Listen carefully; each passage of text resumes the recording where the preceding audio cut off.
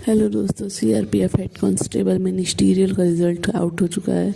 इससे आप अपने नाम या रोल नंबर किसी से भी चेक कर सकते हैं, लेकिन आपके नाम के सामने आपका रोल नंबर होना ज़रूरी है। तो अपने एडमिट कार्ड पे से रोल नंबर देख लें और फिर इसके बाद और उसे टाइप कर लें। जैसा कि आप देख सकते हैं मेरे नाम के कई सारे व्यक्ति हैं, तो मुझे अपने नाम के साथ अपना रोल नंबर मैच होना ज़रूरी है। तो आप भी ऐसे ही चेक करें।